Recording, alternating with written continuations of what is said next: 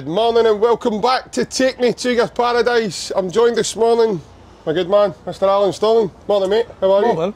Fantastic. Stuff. We're tired after last night. That was bit of unfriendly hour to be staying up to watch our beloved club. But it was worth it. Very good performance. I'm sure we'll get into. So, no, very well. Hope you're well. Hope everyone that's tuning in as well. Yeah, I am good. Like you say, it's a wee bit sleepy. Did take me a wee bit of time to get going maybe before we got here. I'm alive again at the Squirrel Bar, and this is a fantastic beer garden that you see surrounding us just now. So, thought we'd just do something out here today to kind of mix things up a wee bit and obviously give you a wee place, a wee view of the place and a wee show. Obviously, this famous flag behind us, Alan, obviously 9 in a row. A couple of times now the club's done it, so it's always good to see. That just shows you how much a long night it was for you, mate. You're thinking it's a 6. So depends what way you're looking at it. If you're upside down, I think it might be a 6, but no, all in all, mate, it was good memories. Cracking beer garden to come down to in the Squirrel. Obviously the fine Scottish weather, we might get rained off like Wimbledon or something out here, so I will need to play it by ear and hopefully we catch the best of the weather. So be great to have a wee chat about last night. Yeah, why don't we get into it, man? I know we're in pre-season, and I know, listen, great result, first and foremost. To score 8 goals over 2 games, I think me and Ryan touched on it a short time ago, that we normally go away, Alan, and we normally get scalped pre-season. No scalped, but we normally don't win games, and we normally lose. So it's good to see the team winning, and against a formidable side like Man City. I know that obviously the Man City team wasn't the Man City team that people are more accustomed to, but certainly guys like Haaland, Jack Grealish, etc. It was good to see the boys in the flesh, and obviously our team going up against that. Yeah, obviously it was an understrength Man City side, but when you delve into their kind of youth setup as well, most of their players go for more money than we actually pay for players, so we can't underestimate kind of how big a challenge it can be. We played really well. The football was very crisp, sharp. The attacking play especially, it was really, I was enthusiastic about how we played. Yeah, very. It was really kind of confident, get us a bit of confidence going forward, because the passing, especially in the midfield between O'Reilly and Hatate, I thought was absolutely incredible. We'll touch upon certain players, but we'll look at Nicholas Kuhn with 2 goals and an assist, 2 great goals, might add. So Kyogo was razor sharp as well. Got a number of players that just come back in, playing for the start, like Cal McGregor and Dyson Maeda. So it's great to have these guys back, and at the end of the day, it's always great for your confidence to pick up the win, but it's all about the kind of fitness and getting back into the ethics of the team. And there is a number of players like kind of Nicholas Kuhn that hasn't had a pre-season with Celtic, so who knows how well he could do and kick on after having that kind of pre-season and properly learning and how the team and Brendan wants us to play. So yeah, it's high hopes going forward. I think we'll maybe touch on the defensive aspect of last night further on. That's maybe the negative part, but we like to stay positive as much as we can, and the football we've seen last night going forward was kind of breathtaking at times, and as I say, it fills you with confidence going into the new season. Yeah, I was really impressed, Alan. You touched on it, the way we played, the football we played, especially certain individuals, guys like Matt O'Reilly, Rio Hatate. You look at that pass for Nicholas Kuhn outside his boot as well. Great technical players. I'm more intrigued at this point of the pre-season, mate, to see how our fitness is, and again, some of the Man City players looked like they were blown out their backside. Now, people are probably going to say, JP, Man City are behind us in pre-season, which is fine, totally. But the physicality of our team, it's right up there with New Ireland, and it's really in a good place. Yeah, we can't expect a better place. I think even the result the other night, it's a wee crow saying how that is. Aye. We nearly got a guest in the podcast for you. Aye. So I think, especially the other night as well against DC United, it looked as if it was kind of 4-0 going on 8-0. We missed a lot of kind of gilt-edged chances. Mm-hmm. So last night as well, we probably could have scored more than 4. When you look at kind of Mikey Johnson's sitter, that it's kind of criminal no scoring that. I think that was schoolboy. It's just, I don't know what he's easy to score, mate, he actually done. He's shaped like a 50 pence.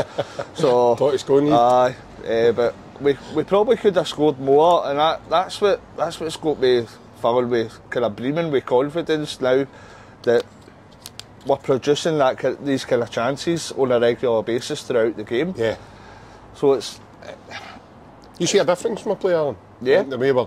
I think I mentioned that the other night as well. I think, whereas maybe last season, the season before, it was all about the kind of short, fast passing, keep possession of the ball. I'd see now it was more kind of risk taking, and it was longer passes, balls over the top. What we seen last night with the 4th goal as well. The pass to Cool for his assist for Kyogo as well. That's quite a long ball. So I think we're playing longer balls and longer passes, whereas last year it was maybe 5-10 yard passes. Now we're looking at 15, 20, 25 yard passes constantly and try to penetrate quicker. Yeah. So it's definitely a change up, but I think it might be an exciting change up for the way we're playing, because we're going for kind of front, for the back to the front, a lot quicker than we have been.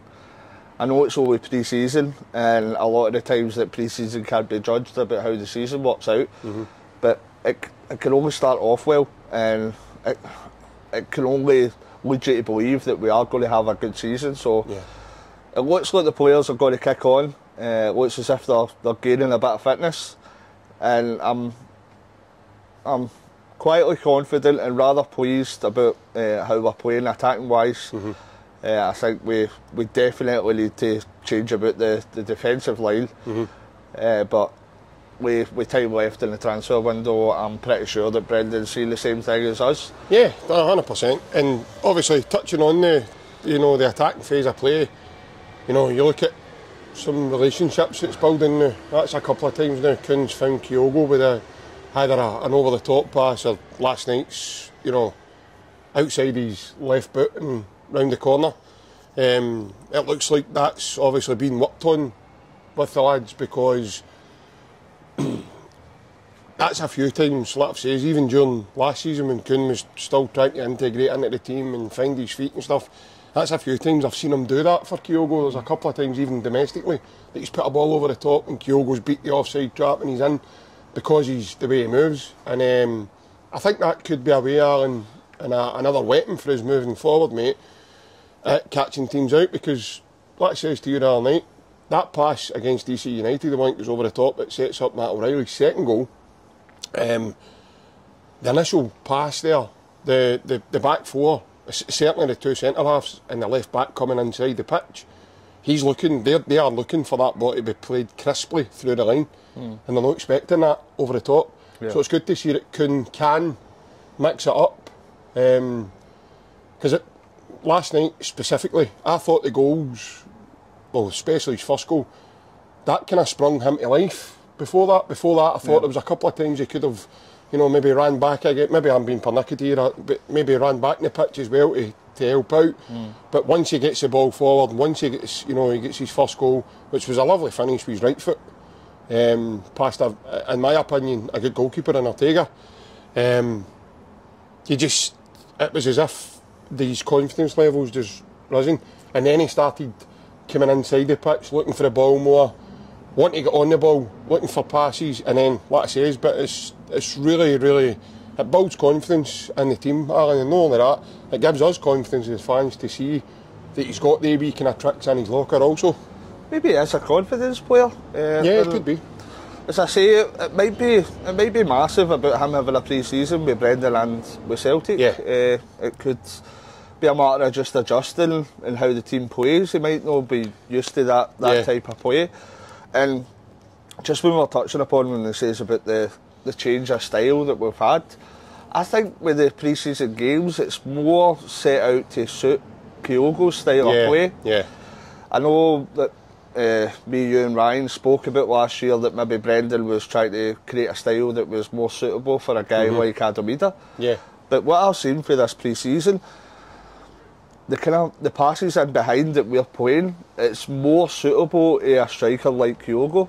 So that's just come into my head. I've not actually said that to you before, but I think when you think back on the two games, the kind of passing we're making, the movement that Kyogo's been making, in comparison to last year, whereas Ida was maybe holding up the ball and the runners were getting in behind him. We're playing a different kind of style of football, which is very exciting.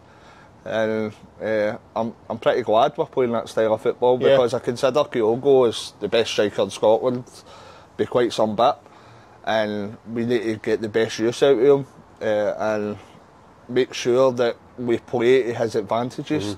And the way that I've seen the last few pre-season games, it looks as if that's the style of football that we're going with. It's going to be advantageous to Kyogo's strengths. 100%, mate. When you look at his movement, you know, like you've touched on, he's the best striker in Scotland and all of that. I think personally, mate, that he's the best striker we've had since Henrik. That's the kind of magical moments he can deliver. You know, he's one of those players, mate. Larsson was the same. You watched him many years ago. He might not have been in a game for 85 minutes before you know he scored 2 goals. You know, that's the kind of quality Kyogo possesses. And not only that as well, I mean, the coolness and calmness of him to go round the goalkeeper, you know, because he's had to do quite a lot before that. If you look at the layoff he puts into Matt O'Reilly, and then he's got to get his ass back up the pitch as well to then finish that off as well. But the pass, that whole movement was just, for me, was just absolutely breathtaking, mate. Even the passes leading up to it as well. It was amazing how quickly we transitioned from kind of sitting an hour half to basically the ball going in the net. So as I say, it's very exciting, that style of play, and I hope that's a style of play we continue, because it could really scare and frighten some of the teams that we're going to come up against in Scotland. But, do you know what? I'm actually glad you really said that, because people are probably going to come back when they see this and say, do you know, lads, it's only pre-season, we need to calm down a bit. But no. It's no pre-season as in it's a pre-season friendly. Like Brendan says, it's a pre-season test. This is a test to where you are now. I'm a great believer in you can only beat what's put in front of you. And if you're doing that against teams like Man City, I don't mean to be disrespectful here, mate. The rest of Scottish football's not going to be able to live with it. I'm really sorry. It's just not going to happen. Even last night, I don't take a lot for pre-season with regards to the results. We were in half-time at 3-1, and it was the the first half performance that I thought was the most impressive.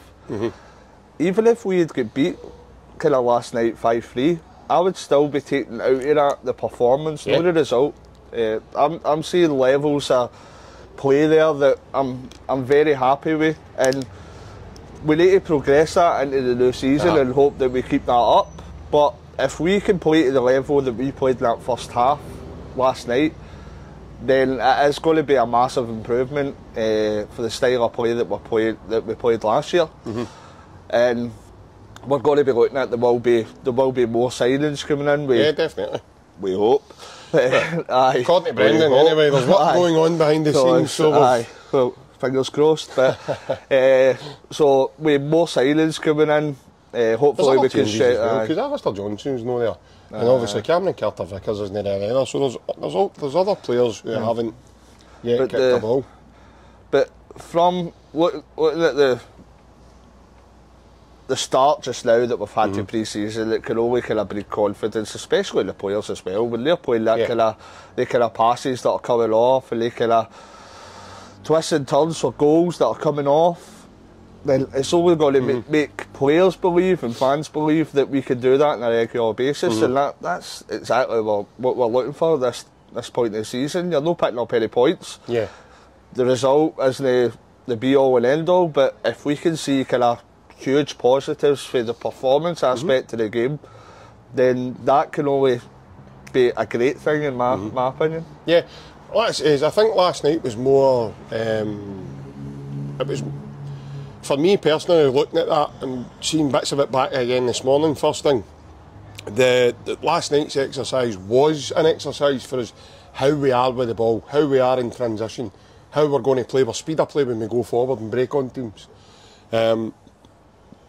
Lots of that was highlighted last night, even with Brendan. I seen a wee bit of Guardiola as well, and he highlighted how impressed he was with the way Celtic do things, and the way we break, and the way we play. Managers like that, top coaches, he's the best for me. He's the best for me.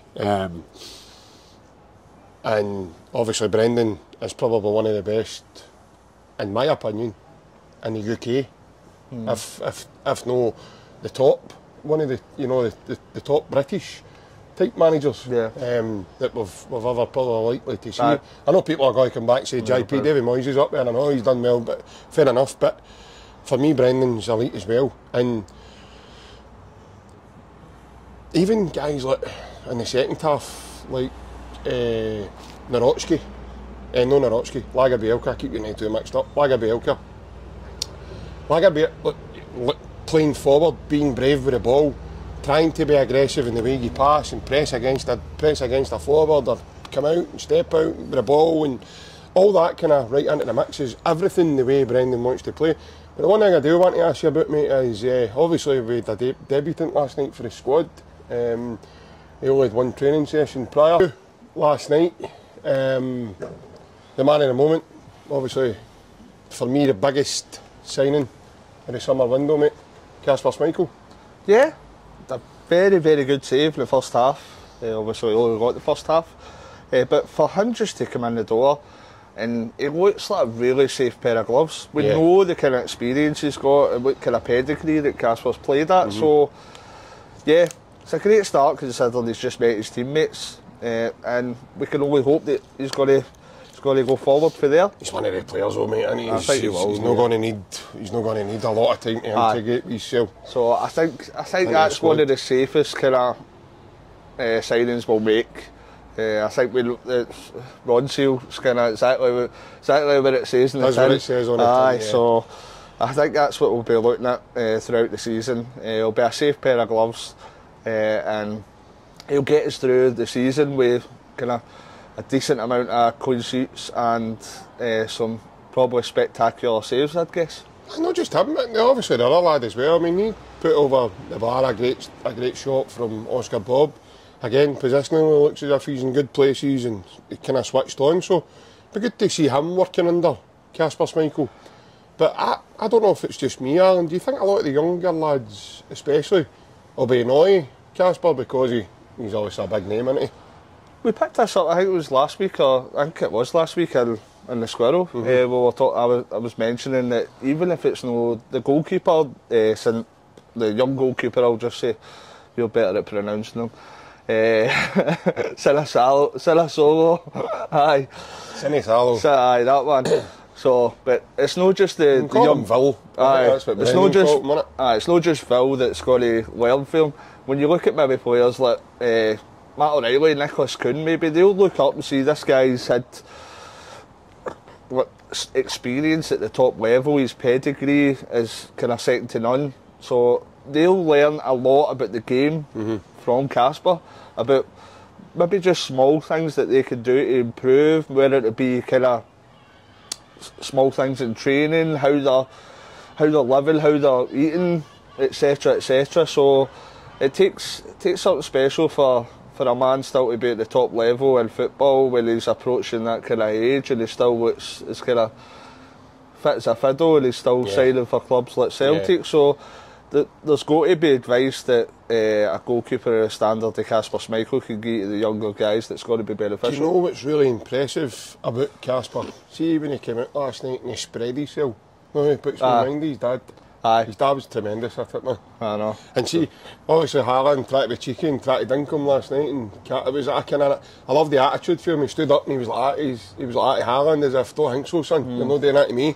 And I like that, and I think, Alan, personally, that'll be a massive help to Callum, because like I says, Callum lost maybe someone like a big brother in Joe Hart, somebody that was another voice in the dressing room, and for me it had to be someone like Casper or someone else like that for me that's going to replace a guy in Joe Hart. It's important, mate. Yeah, and it breeds confidence for the players that are playing in front of him. Obviously the back four as well. It'll be a different back four. We're going to come to that. We're going to come to that. Yeah, definitely. It'll be different players. We know it'll be different. It'll look different as well.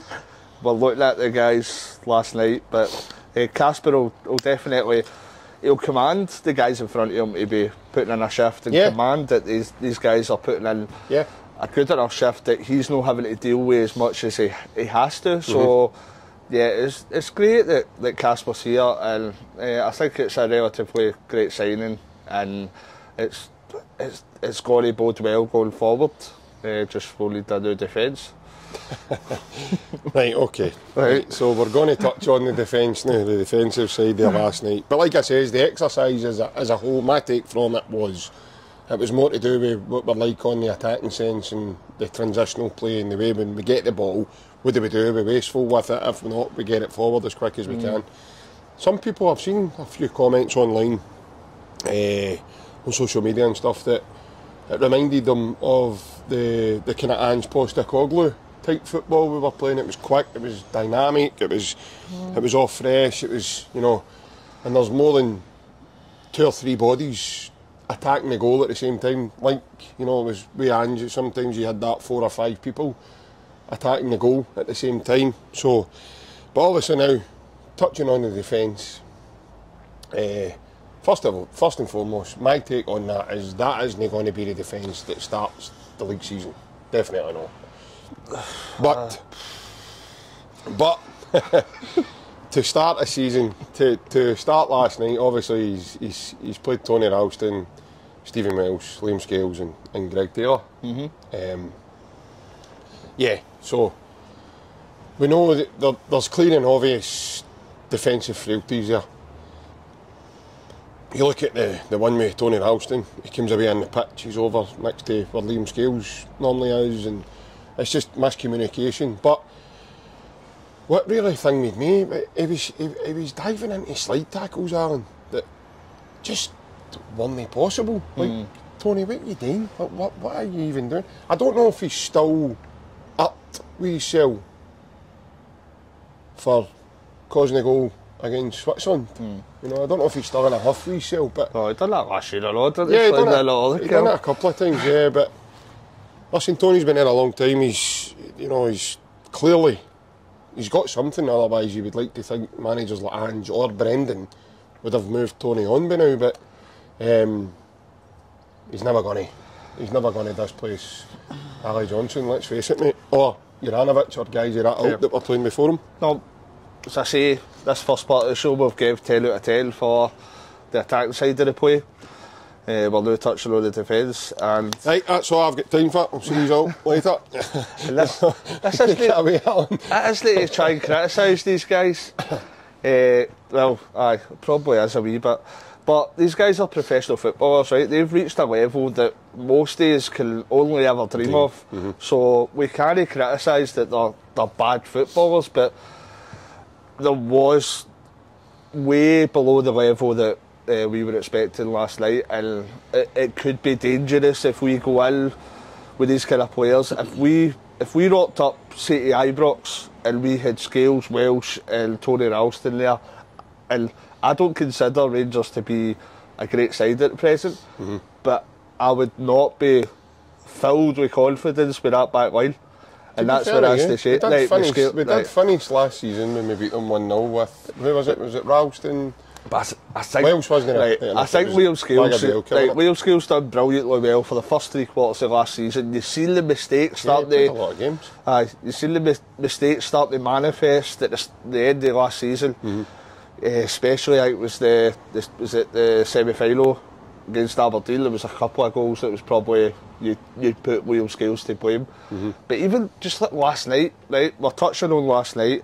When you're looking at Greg Taylor, right? I think it's a great squad player. I would like to keep him I'd like to think that we'd bring in somebody a bit more quality. At the minute he is, but I'd like to see us get into Europe with maybe somebody with a bit more quality. That's in an ideal world. I don't know if that's possible. Kobayashi? No.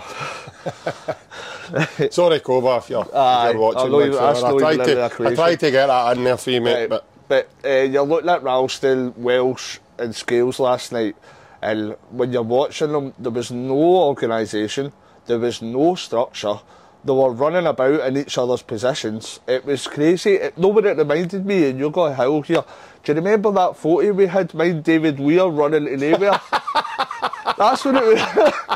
That's when that photo of David Weir, the ball's gone somewhere else, and he's like that. The captain is David, where are you going or something? That's what it was like. It was like the three of them had no idea where they were going, and there was just no structure, no organisation. And I'm sorry, if we're going into the Champions League with these three, don't get me wrong, right?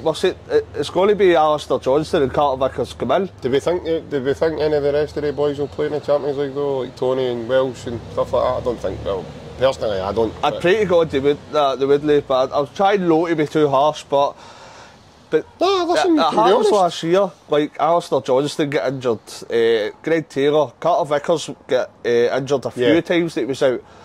So in these situations, we're going to be relying, at the minute, unless we bring in players, we're going to be relying on kind of Welsh, Ralston. Scales as it sits is probably in the first team. Lagerbielka possibly. So we need recruitment in that area, definitely. I'd say we definitely need one or two centre halves minimum to replace what we've got. It's imperative that we get a left back because we've only got one. Yeah. So he does need a we've only got one. We can look at maybe the young boy that's coming through that's not done his chances any harm. He's played relatively well, yeah. But at the end of the day, that's only a couple of pre-season games that he's played, so we can't judge that over a whole season. I don't expect us to bring anybody in at right back. I think that Alistair Johnston's he has been injured, but he's usually pretty reliable. He's usually kind of sturdy and quite solid with the amount of games that he's going to play. So there's no many games that Ralston did play last year. So, but there's definitely recruitments that are needed there. We're kidding ourselves on if we get into the Champions League with the kind of guys that are going to be playing. I think we'll be in soapy bubble if we get into the Champions League playing the type of quality that's across that competition with defensive minded players like that. As I say, I'd just like to reiterate again. We've already we beat the best, for me, one of the best sides in Europe last night, so we've took care of them now, so it's only you'll be playing lesser kind of. Let's get us on to win the Champions League. I know. What's the odds? Folks, what's the odds? Give us your odds. I'll give you 2001. Right.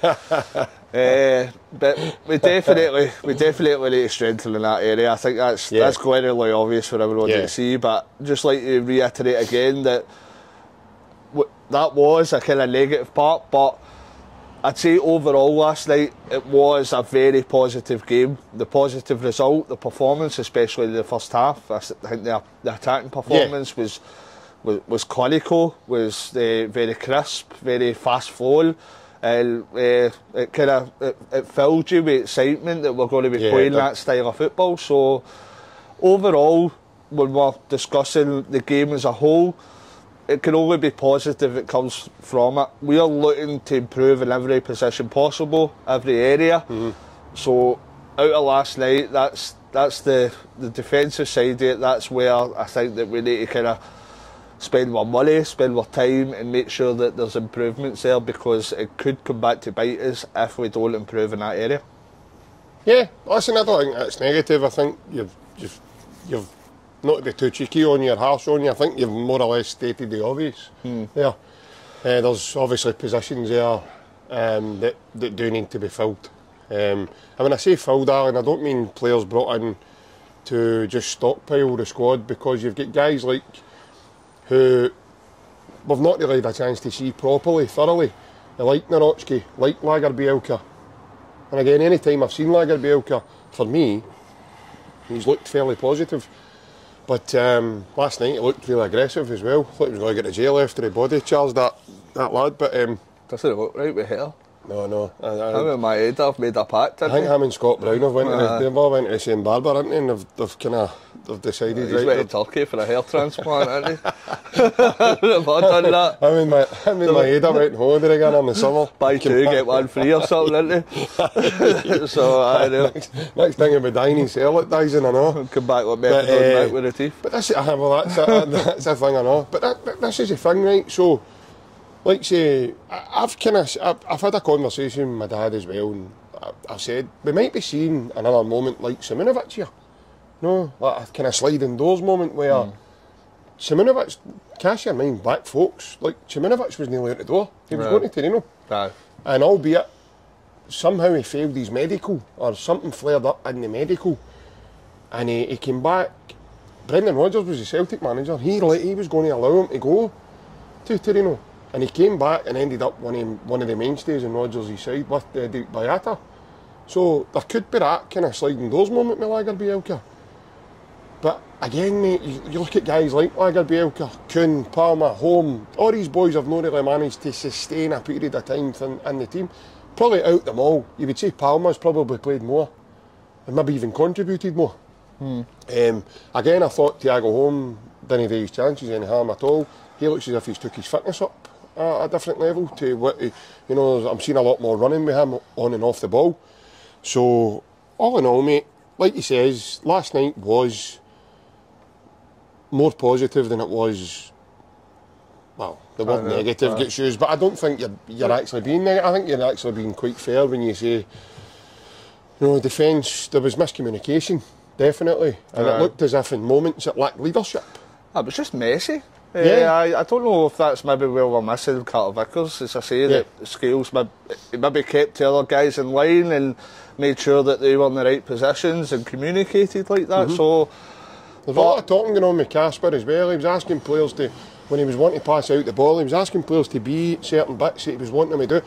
So again, maybe a wee bit of work in there with Casper, maybe that'll help them as well, because listen, he ain't a quiet man. He's not just going to stand there and count sheep. He's there to be a voice and certainly tell them if he's not happy. I think it was Welsh gave the ball away, and I saw Casper Schmeichel screaming at him, like as if, what are you doing, mate? Like, come on, switch on. So again, some of these lads will learn from a guy with that experience as well. That, for me, the first Man City goal was Welsh's fault. The pass that he gave away. Yeah. He put the pass into midfield. It was an awful pass. Wasn't he? A criminal pass. Aye. Post ball. Aye. So for me, Schmeichel makes the save. Scales tries to get back and possibly maybe unlucky. It's a hard ask to clear that, but 100%. For me, Welsh shouldn't be playing a ball like that out, and that's all stemmed for that. So, but we'll try and end on a positive, because we've criticised enough, and hopefully we can make improvements, whether that be the kind of recruitment that comes in for the defensive side of it, because I think in the long run it's definitely going to be needed for us to be kind of stronger across the back line than we're showing last night. Yeah, and obviously moving forward, like Rodgers said in his interview, there's obviously he's the long chat with the relevant people, Michael Nicholson being one of them, and the guys that are helping him to bring in the players that he wants. And he says, look, there's a list we're working with, and and obviously he's over. But I did say this to you and Ryan, didn't I? Like, I think because they're over in USA, that side of things might dry up to become home, and who knows, maybe there'll be one or two announcements straight away and then we'll go. But I do think, like say for the Champions League, we still do have a bit of time, because that doesn't start till September, and by then the transfer window will be closed anyway. So, what is it, the 1st of September transfer window closes? Probably, yeah. Yeah. So by then you're looking at the transfer window will be closed by the time we even kick a ball there. And but I don't know about you, mate. I'm just very, very excited to kind of see what kind of roller coaster we're going to be on next season?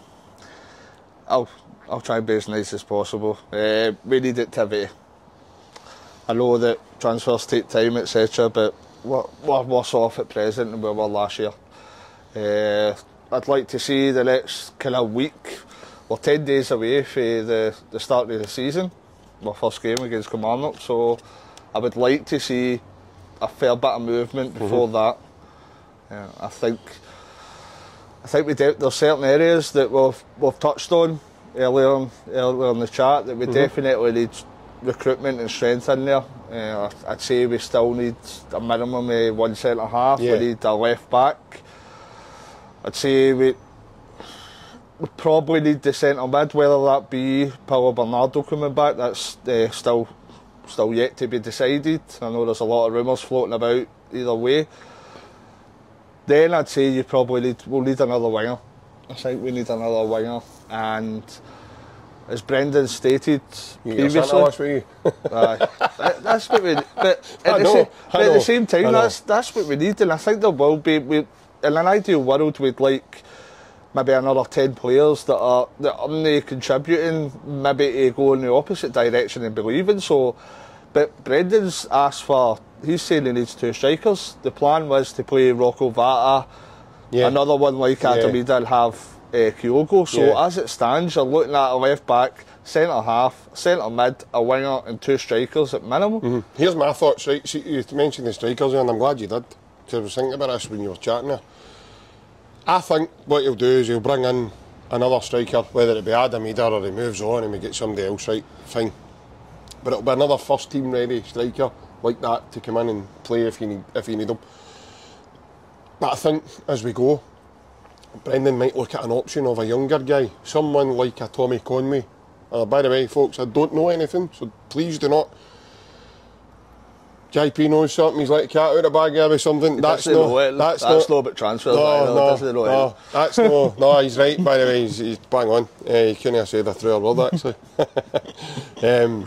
Tommy Conway, or somebody of that ilk to come in and develop as well. Because I think he'll maybe bring someone in and loan to do that. I don't think it's going to be very hard, Alan. I think if he goes and spends money on 2 strikers, Adamida and maybe another guy, or something like. I'm using Adamida because that isn't. It's not kind of going away. It's not dead in the water as yet.